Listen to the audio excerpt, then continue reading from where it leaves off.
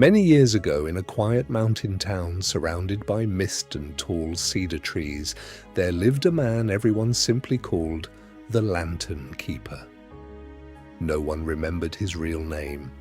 Every evening, just before darkness swallowed the streets, he walked slowly through the village carrying a wooden ladder on his shoulder. One by one, he climbed each post and lit the lanterns that lined the roads. By sunrise, they would burn out, and every night, he lit them again. The villagers often wondered why he smiled so much. His clothes were old, his house was small, and he lived alone at the edge of the forest in a crooked cabin that leaned slightly to one side. People whispered that he had once lost everything, but no one dared ask. One winter afternoon, a young man named Arun arrived at his door. Arun's face looked older than his years. His shoulders sagged as if he carried stones instead of bones. He knocked weakly. The Lantern Keeper opened the door before the second knock. "Come in," he said gently, as though he had been expecting him. Inside, the cabin smelled of warm tea and burning wood. Lanterns hung everywhere. Dozens of them, some cracked, some polished, some glowing softly, even in daylight. Arun sat down heavily. "I heard people say you help others," he muttered. The old man poured tea without speaking. Finally, Arun said what had been eating him alive.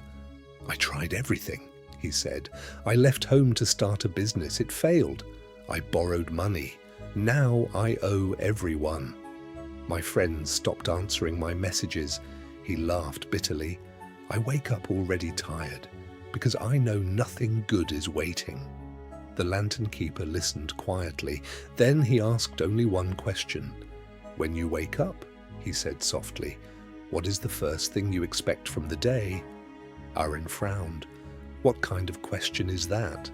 "The truth," the old man replied. Arun stared into his cup. "I expect problems," he admitted. "Bad news, more failure." The Lantern Keeper nodded slowly. Then he stood. "Come," he said. He led Arun outside toward the edge of the forest where fog rested low against the ground. There stood two lanterns hanging from a wooden beam. One burned bright and warm, the other was dark. The old man handed Arun a small match. Light the second lantern. Arun struck the match. The flame flickered. But just before it touched the wick, a gust of cold wind blew it out. He tried again, and again. Each time the wind killed the flame. Frustrated, Arun snapped, "It's impossible." The Lantern Keeper smiled. "Look closer." Arun stepped forward. Only then did he notice the difference. The bright lantern had glass protecting its flame. The dark one had none. The wind was not stronger. The flame was simply unprotected. The old man spoke quietly. "Your thoughts are the glass. When you expect only storms, every small problem becomes wind. You don't lose because life is harder. You lose because nothing protects your fire." Arun stood silent. "But thinking positively won't magically fix my debts," he argued. The Lantern Keeper laughed softly. "You misunderstand. Hope doesn't change the storm. It changes the person standing in it." He pointed toward the glowing lantern.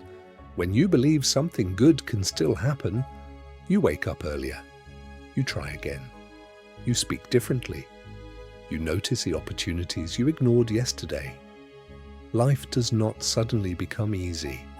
You simply stop surrendering before the fight begins."